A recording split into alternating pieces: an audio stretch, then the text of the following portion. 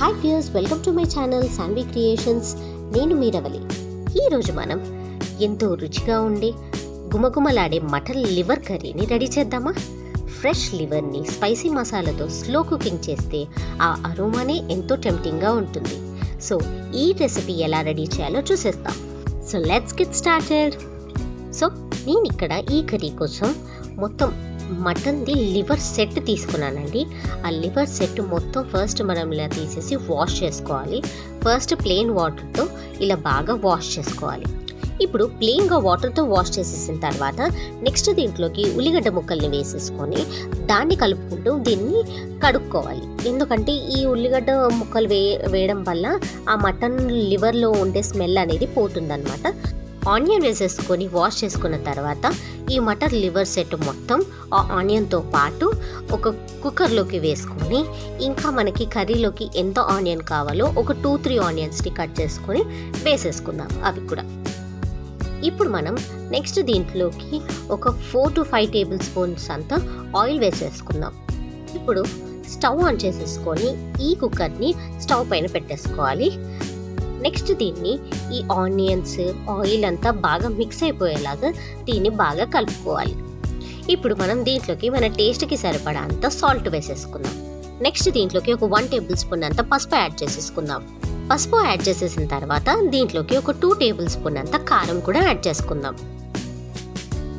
కారం యాడ్ చేసిన తర్వాత 4 పచ్చిమిరపకాయలని ఇలా నిలువుగా కట్ చేసుకొని దీంట్లోకి యాడ్ చేసుకొని ఇప్పుడు అన్నీ కలిసిపోయేలాగా బాగా కలుపుకోవాలి.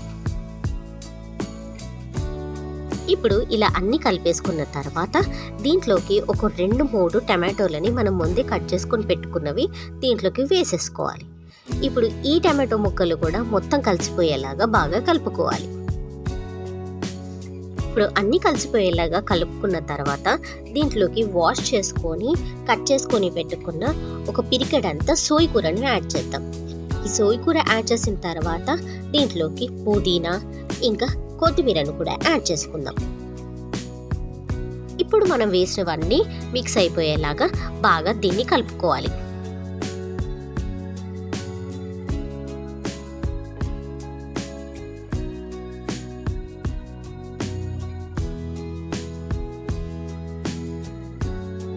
ఇప్పుడు నెక్స్ట్ దీంట్లోకి ఒక 1/2 గ్లాస్ అంత వాటర్ వేసేసుకుందాం. ఈ 1/2 గ్లాస్ అంత వాటర్ వేసేసుకొని ఒక్కసారి కలిపేసుకొని దీని కుక్కర్ విజిల్ పెట్టేసుకోవాలి. ఇప్పుడు మనం ఇది ఒక 5 విజిల్స్ వచ్చే వరకు పెట్టేసుకొని కుక్కర్ విజిల్ అంతా పోయిన తర్వాత ఓపెన్ చేసుకుంటే ఇలా అవుతుంది మన కర్రీ. ఇప్పుడు దీన్ని బాగా కలిపేసేసుకొని మనకి ఏ కన్సిస్టెన్సీలోకి అయితే కావాలో ఆ కన్సిస్టెన్సీలోకి వచ్చేంత వరకు పెట్టుకొని లాస్ట్లోకి మనం కొంచెం గరం మసాలా యాడ్ చేసేసుకొని కొంచెం కొత్తిమీర యాడ్ చేసుకొని సర్వింగ్ బౌల్లోకి తీసేసుకోవడమే. సో నేను చూపించిన ఈ మటన్ లివర్ కర్రీ ఎవరైనా చాలా ఈజీగా చేసుకోవచ్చండి. సో మీరు కూడా ఈ వీకెండ్ మీ ఇంట్లో ట్రై చేసి ఎలా కుదిరేదో నాకు కమెంట్స్లో చెప్పండి. నాకు తెలిసినంత వరకు మీకైతే చాలా బాగా నచ్చుతుంది. సో మీరు కూడా డెఫినెట్గా ట్రై చేయండి.